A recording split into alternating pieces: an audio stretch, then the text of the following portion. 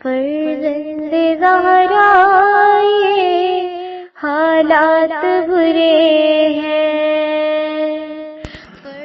کاشانہ بصیرت ایک ایسا مکمل یوٹیوب چینل جس پر محروم بصارت کے لیے بالخصوص اور تمام افراد کے لیے بالعموم سینکڑوں کی تعداد میں اسلامی کتب دستیاب ہیں۔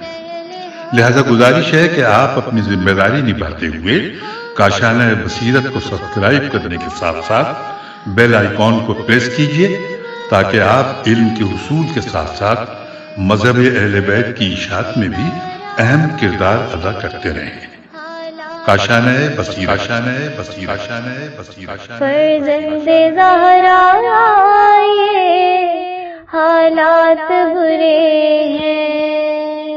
بسم اللہ الرحمن الرحیم۔ اب ہم کتاب اقوال اسلام کے پارٹ نمبر 4 کا آغاز صفحہ نمبر 50 سے کر رہے ہیں۔ ہیڈنگ ہے حسد۔ فرزند خبردار، حسد سے ہوشیار رہنا کہ حسد کرنے والے کا عمل چھٹے آسمان تک بھی نہیں پہنچتا اور راستے ہی سے اس کے منہ پر مار دیا جاتا ہے۔ دنیا اور آخرت دونوں میں پریشان رہتا ہے، دنیا میں اپنے حسد کی بنا پر اور آخرت میں عذاب الہی کی بنا پر۔ حسد کی برائی کے لیے یہ کافی ہے کہ شیطان حسدی کا مارا ہوا ہے اور برادران یوسف کی ذلت و رسوائی حسدی کا نتیجہ تھی۔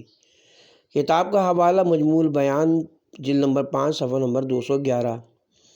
حسد کرنے والا کبھی سردار ہو نہیں سکتا۔ حسد ایمان کو اس طرح کھا جاتا ہے جس طرح آگ لکڑی کو کھا جاتی ہے۔ خبردار، پروردگار کے افعال پر اعتراض نہ کرنا، یہ بھی نہ کہنا کہ ہوا کس قدر گرم یا سرد ہے، یا کاش اس نے مجھے مالدار بنایا ہوتا، کاش مجھے شفا دے دی ہوتی، کاش لڑکی کی بجائے لڑکا دے دیا ہوتا، کاش میری اولاد، میرا مکان یا میری ملکیت باقی رہ جاتی، کاش ایسا ہوتا تو بہت بہتر تھا۔ کہ ان سب کا مقصد مصالح خدا پر اعتراض کرنا ہے اور اس کا شمار مخفی شرک میں ہوتا ہے۔ فرزند خبردار، اپنے لیے کسی برائی کو طلب نہ کرنا کہ پروردگار مجھے موت دے دے یا میری زندگی لے لے، کہ یہ سب مصلحت خدا بندی کے خلاف ہے۔ جناب یوسف علیہ السلام نے قید خانے میں دعا کی کہ پروردگار مجھے یہ زندان کیوں دے دیا گیا ہے، تو ارشاد ہوا کہ تم نے کہا تھا کہ ان کے ملک سے قید خانہ بہتر ہے، یہ کیوں نہ کہا کہ ان کی دعوت سے عافیت بہتر ہے۔ کتاب کا حوالہ تفسیر صافی صفحہ نمبر 224۔ یعنی انسان کو دعائے عافیت کرنی چاہیے اور اس کا طریقہ معین نہیں کرنا چاہیے، وہ پروردگار کی مصلحت پر ہے۔ جس شے میں عافیت دیکھے وہی عطا کرے گا۔ بندے کو اعتراض یا شکایت کرنے کا حق نہیں ہے۔ جوادی، خبردار، کسی کے خوف سے معصیت اختیار نہ کرنا کہ معصیت ترک کر دینا ہی میں نجات اور عافیت ہے۔ کیا تم نے نہیں دیکھا کہ جب یوسف نے خوف خدا سے زلیخا سے دامن بچا لی تو پروردگار نے انہیں ملک مصر عطا کر دیا۔ ہیڈنگ ہے کذب۔ فرزند خبردار، غلط بیانی سے کام نہ لینا کہ اس سے خدا ناراض ہوتا ہے اور بندے کو ذلیل بنا دیتا ہے۔ جھوٹے کا دنیا میں کوئی اعتبار نہیں ہوتا، اس کے اقوال و افعال کا بھروسہ نہیں رہ جاتا۔ حتی الامکان توریہ سے بھی پرہیز کرنا چاہیے۔ توریہ کے معنی ایسے الفاظ کا استعمال کرنا ہے کہ سننے والا دوسرے معنی سمجھے اور کہنے والے کا منشا دوسرا ہو۔ مثال کے طور پر کوئی دروازے پر آواز دے کر صاحب خانہ کے بارے میں دریافت کرے اور نوکر کہہ دے کہ یہاں نہیں ہے، کہ سننے والا یہاں کا مطلب پورا گھر سمجھے اور کہنے لگے یہاں سے وہ جگہ مراد ہے جس جگہ وہ خود کھڑا ہے۔ ظاہر ہے کہ ایک جگہ پر دو آدمی کھڑے نہیں ہو سکتے۔ جوادی، اگرچہ یہ جھوٹ نہیں ہے لیکن تجربہ یہی کہتا ہے کہ نجات سچائی ہی میں ہے۔ اکثر اوقات یہ دیکھا گیا کہ پروردگار نے سچ کے طفیل بڑے بڑے مصائب سے نجات دلا دی۔ ہیڈنگ ہے طعن و طنز۔ خبردار، کسی کو برے حالات کا تانا نہ دینا کہ ایسے آدمی کے اعمال اس کے منہ پر مار دیے جاتے ہیں اور یہ اندیشہ رہتا ہے کہ کہیں پروردگار اسے بھی ایسے ہی حالات میں مبتلا نہ کر دے۔ وسائل جلد نمبر 1 صفحہ نمبر 73۔ ہیڈنگ ہے سنگ دلی۔ خبردار، ایسا کوئی عمل نہ کرنا جس سے سنگ دلی پیدا ہو، کہ سنگ دلی بدترین شے ہے۔ صفحہ نمبر 52۔ ہیڈنگ ہے تکبر اور غرور۔ خبردار، تکبر سے محفوظ رہنا کہ میں نے بار بار دیکھا کہ پروردگار نے متکبرین کو ذلیل کیا اور مغرورین کی ناک رگڑی ہے۔ غرور کا نتیجہ ناکامی، مایوسی، ذلت و رسوائی کے علاوہ کچھ نہیں ہوتا۔ خدا ان متکبروں کو سخت ناپسند کرتا ہے جن کی چال میں اکڑ ہوتی ہے، اور ایسے لوگوں پر زمین و آسمان لعنت کرتے ہیں۔ وسائل جلد نمبر 2 صفحہ نمبر 472۔ اکڑنے والا خیار سماوات و ارض اور خدا کا دشمن ہوتا ہے۔ وسائل جلد نمبر 2 صفحہ نمبر 472۔ یاد رکھنا کہ تکبر اور اکڑ سفاہت اور حماقت کا نتیجہ ہے، ورنہ انسان کے پاس اکڑ کا سبب کیا ہے؟ وہ اپنے اول و آخر کو یاد کر لے تو ابتدا میں نطفہ نجس تھا اور آخر میں مردار ہو جائے گا، تو اب تکبر اور اکڑ کی کیا وجہ ہے؟ کتاب کا حوالہ مستدرک جلد نمبر 2 صفحہ نمبر 330۔ بعض روایات میں وارد ہوا کہ انسان کی شکم میں پخانہ کا وجود اس جذبہ غرور کو مٹانے کے لیے کہ جو اپنے ساتھ شکم میں غلاظت لیے پھرتا ہے وہ کس بات پر اکڑتا ہے۔ کتاب کا حوالہ فروع کافی جلد نمبر 3 صفحہ نمبر 70۔ فرزند خبردار، غرور، اکڑ اور اس کے اسباب سے محفوظ رہنا، زمین پر خط دینے والا لباس نہ پہننا، کس سے غرور پیدا ہوتا ہے اور ایسا آدمی بوئے جنت سے بھی محروم رہتا ہے۔ کتاب کا حوالہ وسائل صفحہ نمبر 283۔ ایسے شخص کی قبر جہنم کی طرف دھس جاتی ہے اور اس کا حشر قارون کے ساتھ ہوتا ہے کہ وہ بھی زمین میں دھس گیا تھا۔ وسائل صفحہ نمبر 283۔ دوسرے لوگ تعظیم کے لیے کھڑے ہوں اور تم بیٹھے رہو، یہ بھی غرور کا انداز ہے۔ پروردگار ایسے شخص کو اہل جہنم میں شمار کرتا ہے جو مغرورانہ انداز سے بیٹھا رہے اور لوگ اس کے گرد کھڑے رہیں۔ کتاب کا حوالہ جامع السعادات صفحہ نمبر 309۔ ائمہ معصومین علیہ السلام نے غرور کا علاج پیونددار لباس، کہنہ نالین، گرد آلود چہرہ اور بازار سے سامان لانے اور معمولی سواری پر سوار ہونا اور مساکین کی ہم نشینی کو قرار دیا اور یہی طرز عمل اپنایا بھی ہے۔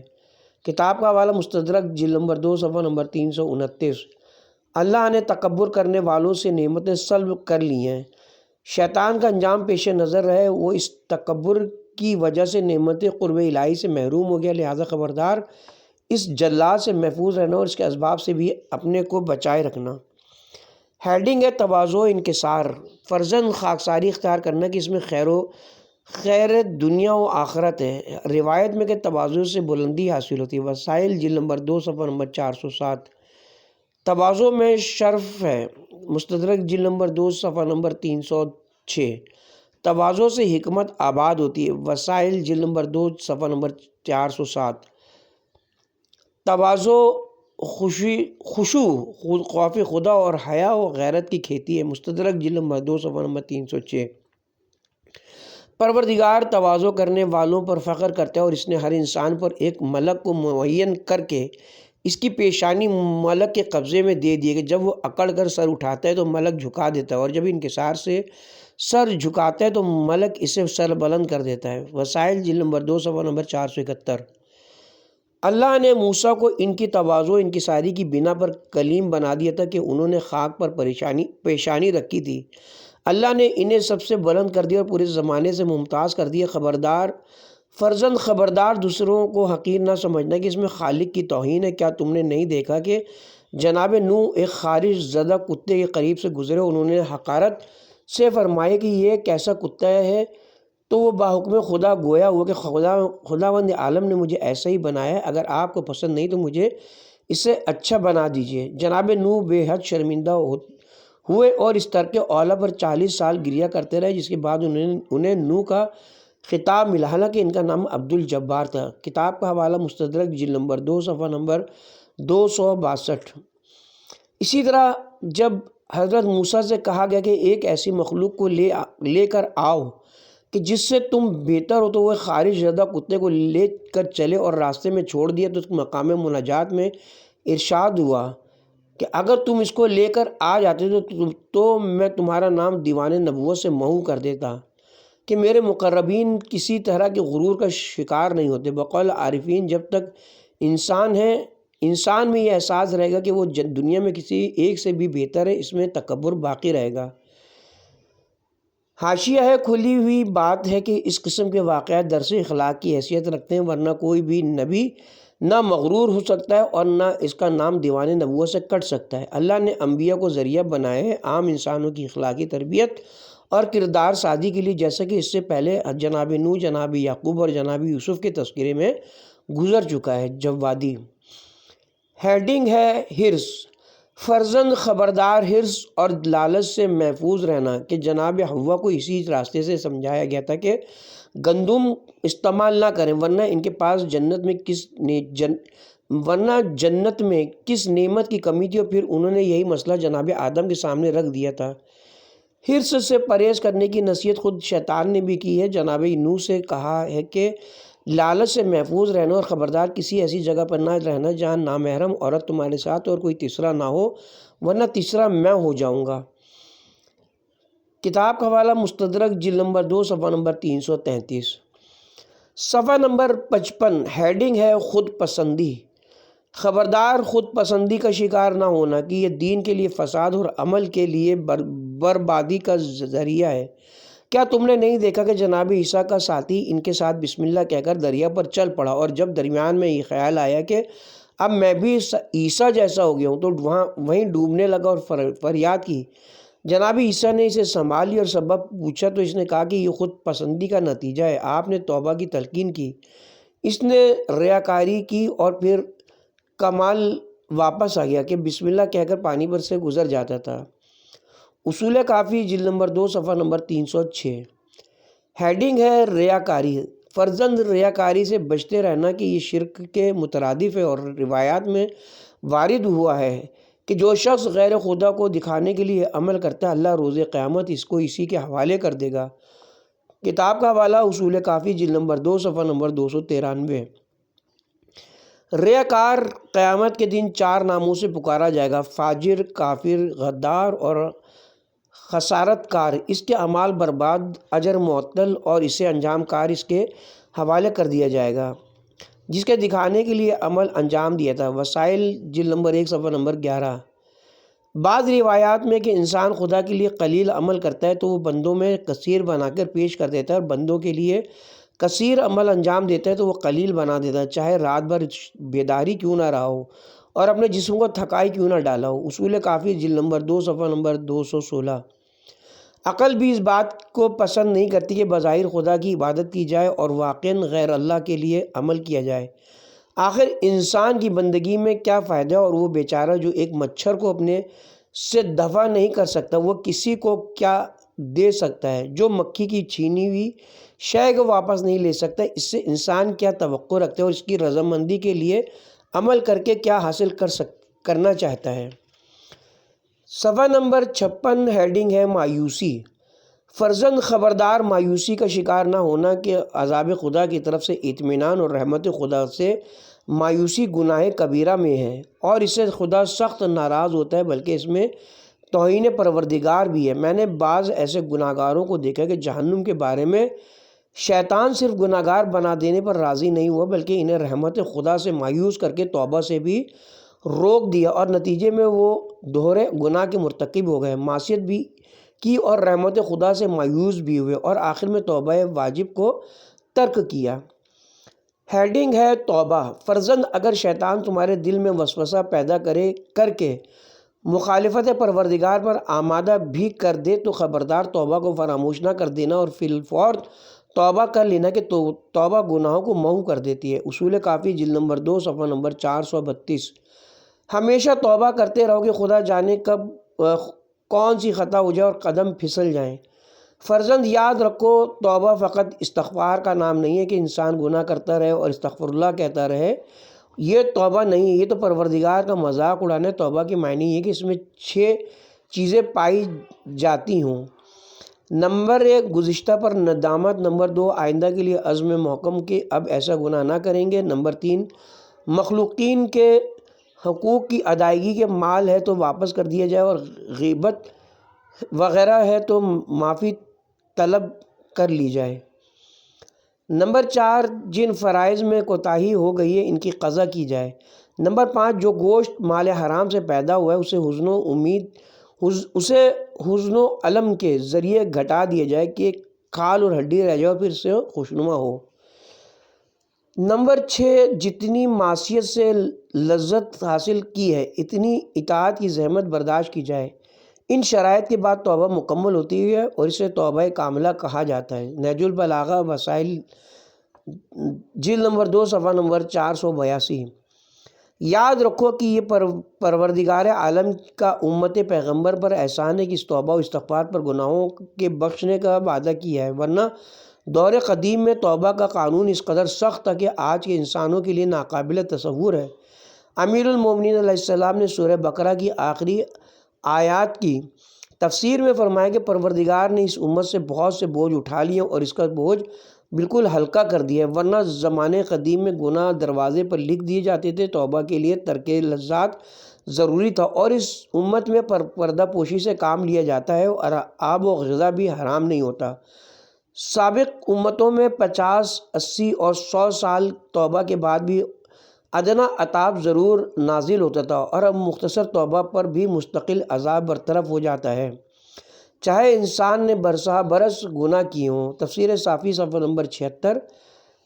اس روایت میں بے شمار نعمتوں اور رحمتوں کا تذکرہ ہے۔ تفسیر صافی کا مطالعہ اس باب میں بہت مفید ہوگا۔ جوادی پروردگار عالم نے اس امت کے لیے توبہ کا مسئلہ اتنا آسان کر دیا کہ روایت میں کہ ایک شخص نے 99 آدمی کو قتل کر کے ایک عابد و زاہد سے دریافت کیا کہ میری توبہ قبول ہو سکتی ہے؟ اس نے کہا نہیں۔ اس نے اسے بھی تہہ تیغ کر دیا اور ایک عالم کے پاس پہنچا۔ اس نے کہا خدا ارحم الراحمین ہے، اب بھی توبہ قبول کر سکتا ہے، مگر شرط یہ کہ فلاں سرزمین پر ایک نبی خدا ہے، اس کے پاس جا کر توبہ کرو۔ یہ شخص نبی خدا کی جستجو میں چلا، اثناء راہ انتقال ہو گیا تو مصلحت پروردگار نے ملائکہ رحمت و عذاب دونوں بھیجے۔ ایک کا کہنا تھا کہ گناہگار ہے، دوسرے کا کہنا تھا کہ راہ توبہ پر جا رہا تھا۔ ارشاد قدرت ہوا کہ زمین معصیت اور زمین توبہ کی پیمائش کی جائے کہ یہ کس سے زیادہ قریب ہے۔ پیمائش کی گئی، زمین توبہ ایک بالش کم نکلی۔ حکم خدا ہوا کہ ملائکہ رحمت اسے لے جائیں، اس لیے کہ یہ توبہ سے ایک بالش زیادہ قریب ہو چکا تھا، اور بعض روایات کی بنا پر خود پروردگار نے زمین توبہ کا فاصلہ کم کر دیا کہ اس ارادہ توبہ ہی سے سب سے بڑی توبہ ہے۔ فرزند یاد رکھو پروردگار اپنے بندوں پر بہت مہربان ہے، اس نے توبہ کا دروازہ کھلا رکھا ہے، وہ توابین کو دوست رکھتا ہے۔ وسائل جلد نمبر 2 صفحہ نمبر 472۔ اور بعض روایات میں کہ جب کوئی بندہ توبہ کرتے تو خداوند اس شخص سے بھی زیادہ خوش ہوتا ہے جسے شام کے وقت صبح کا کھویا ہوا جانور مل جائے، اس لیے کہ جانور کا پلٹ آنا آسان ہے اور انسان کا توبہ کرنا مشکل ہے۔ اصول کافی جلد نمبر 2 صفحہ نمبر 240۔ ہیڈنگ ہے توبہ میں عجلت۔ فرزند توبہ کرو، مسلسل توبہ کرو اور گناہ کے بعد فوراً توبہ کرو کہ معاملہ ہاتھ سے نکلنے نہ پائے اور عطاب الہی نہ نازل ہونے پائے۔ خبردار توبہ میں سستی اور کاہلی نہ برتنا کہ اس تاخیر میں سخت آفتیں ہیں، شاید ملک الموت ہی آ جائیں اور وقت توبہ نکل جائے۔ گناہ کا حساب ایک معمولی پودے کا ہوتا ہے کہ فی الفور اکھاڑ لیا تو اکھاڑ لیا، ورنہ جڑ پکڑ لی تو اکھاڑنا مشکل ہو جائے گا۔ یہی حال گناہوں کا ہے کہ فوراً توبہ کر لی تو خیر ورنہ عادت پڑ گئی تو تاخیر ہی ہوتی رہے گی اور توبہ نصیب نہ ہوگی۔ روایات میں کہ پروردگار گناہ کے بعد 7 ساعت، 9 ساعت یا ایک دن کی مہلت دیتا ہے اور اتنی دیر تک گناہ درج نہیں کیے جاتے۔ کتاب کا حوالہ وسائل۔ اس کے بعد اگر توبہ نہیں کی تو گناہ ثبت کر دیے جائیں گے اور توبہ بھی مشکل ہو جائے گی۔ توبہ سے طول عمر، وسعت رزق اور حسن حال پیدا ہوتے۔ خبردار اس میں کوتاہی اور سستی نہ ہونے پائے کہ تمام نعمتوں سے محروم ہو جاؤ۔ صفحہ نمبر 59۔ ہیڈنگ ہے تلخی حالات پر صبر۔ فرزند اللہ تم کو رزق اور عفت عنایت فرمائے، ہمیشہ تلخی حالات میں صبر کو شاعر بنائے رکھنا۔ مالک کائنات نے جناب موسیٰ سے ارشاد فرمایا تھا کہ جب بھی دنیا کو اپنی طرف دیکھو تو کہو انا للہ و انا الیہ راجعون۔ یہ ایک عذاب ہے جو آ رہا ہے، اور جب دنیا کو منہ پھیرتے دیکھو تو فقر کا استقبال کرو کہ صالحین کا یہ شعار ہے۔ کتاب کا حوالہ جامع السعادات جلد نمبر 2 صفحہ نمبر 72۔ مرسل اعظم صلی اللہ علیہ وسلم کا ارشاد ہے کہ فقیری قدرت کے خزانوں میں سے خزانہ ہے۔ فقیری وہ نعمت ہے جسے اللہ مرسل اور مومن کریم کو عطا کرتا ہے۔ فقیری خدا کی طرف سے کرامت اور عزت ہے۔ جامع السعادات جلد نمبر 4 جلد نمبر 2 صفحہ نمبر 82۔ فقیری مومن کی زینت ہے۔ جامع السعادات جلد نمبر 2 صفحہ نمبر 81۔ اہل جنت کی اکثریت فقراء کی ہے۔ جنت میں سب سے زیادہ کم تعداد مالداروں اور عورتوں کی ہوگی۔ انسان جتنا ایمان میں ترقی کرتا جاتا ہے اتنی معیشت میں تنگی بڑھتی جاتی ہے۔ اصول کافی جلد نمبر 2 صفحہ نمبر 261۔ انبیاء میں سب سے آخر میں جناب سلمان داخل ہوں گے کہ انہیں پوری مملکت کا حساب دینا ہوگا۔ فاقے پر صبر ایک جہاد ہے۔ فاقہ 60 سال کی عبادت سے بہتر ہے۔ فقراء جنت میں اغنیاء سے 500 سال پہلے داخل ہوں گے جو آخرت کا آدھا دن ہوگا۔ جنت میں یاقوت کے ایسے کمرے ہوں گے جنہیں اہل جنت اسی طرح حیرت سے دیکھیں گے جس طرح اہل زمین ستاروں کو دیکھتے ہیں۔ ان کمروں کے ساکن نبی اور مومن نادار ہوں گے۔ فقراء جنت کے بادشاہ ہیں۔ سارے انسان جنت کے مشتاق ہیں اور جنت فقیروں کی مشتاق ہے۔ فقراء جنت میں بلا حساب داخل ہوں گے۔ ان کی شفاعت ان تمام لوگوں کے بارے میں مقبول ہوگی جنہوں نے ان پر ایک گھونٹ پانی سے بھی احسان کیا ہے۔ فقیر پر صرف ہونے والا 1 درہم امیر کو دیے جانے والے 1000 درہم سے بہتر ہے۔ اللہ مرد مومن فقیر سے اسی طرح پیش آئے گا جس طرح ایک مومن اپنے برادر مومن سے معذرت کرتا ہے، یعنی منادی آواز دے گا فقراء مومنین کہاں ہیں؟ تو کچھ لوگ سامنے آئیں گے اور پروردگار ارشاد فرمائے گا میری عزت و جلال و بلندی و نعمت کی قسم ہم نے تم کو نعمات دنیا سے محروم اس لیے نہیں رکھا تھا کہ تم ہماری نگاہ میں ذلیل تھے، ہم نے تمہاری نعمتوں کو یہاں کے لیے ذخیرہ کیا تھا۔ دیکھو جس نے تمہارے ساتھ ایک گھونٹ پانی سے بھی احسان کیا اسے ہم اپنے ہمراہ جنت میں لے جا سکتے ہو۔ فرزند یاد رہے کہ فقیر ممدوح کے لیے بھی چند شرائط ہیں۔ شرط اول اس طرح باعفت رہے کہ لوگ اسے مالدار سمجھے اور لوگوں سے اپنی غربت کا اظہار نہ کرے، اپنی ضرورت کو بلا ضرورت شکایت نہ کرے اور اگر دل تنگ ہو جائے تو معتبر دوست یا برادر مومن سے بیان کرے اور وہ بھی اس امید کے ساتھ کہ وہ ضرورت کو رفع کر دے گا، ورنہ حالات کا پوشیدہ رکھنا ہی بہتر ہے کہ اس طرح پروردگار پر رزق کی ذمہ داری پیدا ہو جاتی ہے، ورنہ وہ اسی کے حوالے کر دیتا ہے جس سے فریاد کی ہے اور لوگ اسے ذلیل بھی سمجھتے ہیں۔ اصول کافی جلد نمبر 2 صفحہ نمبر 148۔ جناب لقمان نے اپنے فرزند کو نصیحت کی کہ بیٹا میں نے مزبر کا مزہ بھی چکھا ہے اور درخت کی کھال بھی کھائی ہے، لیکن فقیری سے زیادہ تلخی کسی شے میں نہیں ہے، لہٰذا کسی دن بھی فقیری پیدا ہو جائے تو لوگوں سے بیان نہ کرنا، ورنہ لوگ ذلیل کر دیں گے اور کام بھی نہ آئیں گے۔ ان حالات میں مالک کی طرف رجوع کرو، وہ حالات درست کرنے پر زیادہ قدرت رکھتا ہے۔ کون ایسا ہے جس نے اس سے مانگا ہو اور اس نے نہ دیا ہو؟ کون ایسا ہے جس نے اس پر اعتماد کیا ہو اور اس نے مصیبت سے نجات نہ دلائی ہو؟ کتاب کا حوالہ وسائل جلد نمبر 2 صفحہ نمبر 54۔ شرط دوم قناعت ہے جس کی تفصیل گزشتہ صفحات میں بیان کی جا چکی ہے۔ شرط سوم صبر اور قضاء الہی پر رضا ہے جس کے بارے میں امام صادق علیہ السلام نے فرمایا ہے کہ جبرائیل نے مرسل اعظم کی خدمت میں حاضر ہو کر عرض کی کہ پروردگار نے آپ کو ایسا تحفہ بھیجا ہے جو کسی نبی کو نہیں دیا اور وہ ہے صبر، پھر ایک تحفہ اس سے بہتر ہے اور وہ ہے قناعت، اور ایک تحفہ اس سے بھی افضل ہے اور وہ رضا۔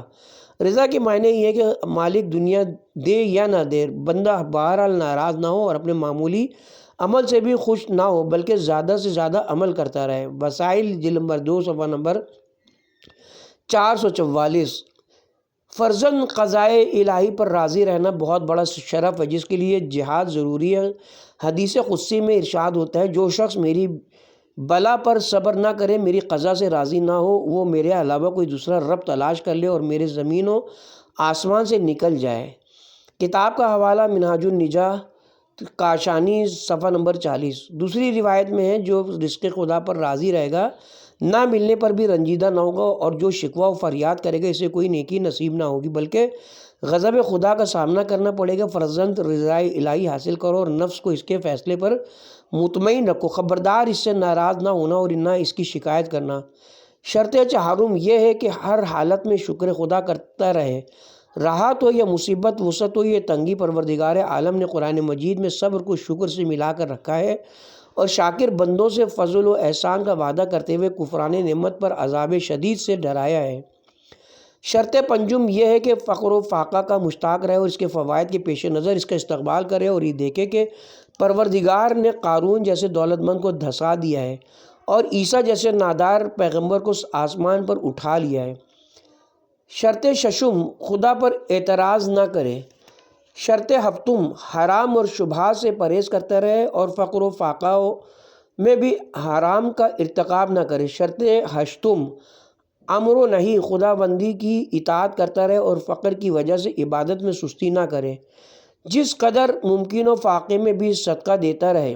شرط نہم اغنیاء کے ساتھ نہ رہے اور دولت کی بنا پر ان کا احترام نہ کرے، ورنہ روایت میں ہے کہ جو شخص دولت مند کے گھر جا کر دولت کی وجہ سے اس کا احترام کرے گا اس کا 1/3 دین برباد ہو جائے گا۔ دوسری روایت میں نصف دین اور 2/3 دین کا بھی ذکر ہے۔ کتاب کا حوالہ تفسیر صافی سورہ حجر۔ اور جو شخص بھی مالدار کی دولت کے سامنے جھکے گا وہ جنت کا حقدار نہ ہوگا بلکہ آسمانوں میں دشمن خدا اور دشمن رسول کے نام سے پکارا جائے گا، اس کی کوئی دعا قبول نہ ہوگی اور کوئی حاجت پوری نہ ہوگی۔ فرزند اسباب فکر، اسباب رنج و غم، اسباب نسیان، اسباب نقصان عمر سے پرہیز کرتے ہوئے اسباب وسعت رزق و طول عمر پر عمل کرو۔ فرزند خدا تمہیں مومنین میں قرار دے اور منافقین کے شر سے محفوظ رکھے۔ برادر مومن کے حقوق ادا کرتے رہو کہ ہر مومن کا دوسرے مومن پر حق ہے اور اس سے برات ذمے کا واحد راستہ حق کا ادا کر دینا یا معافی طلب کر لینا ہے، ورنہ روز قیامت اس کا جواب دینا پڑے گا اور اس کے مطابق حشر و نشر کا فیصلہ ہوگا۔ اس کے ساتھ ہی اب ہم یہاں پہ کتاب کے پارٹ نمبر 4 کا اختتام کرتے ہیں اور کتاب کے پارٹ نمبر 5 کا آغاز صفحہ نمبر 63 سے کریں گے۔ فصل چہارم، ہیڈنگ ہوگی طالب علم اور فضیلت طالب علم سے متعلق وصیتیں۔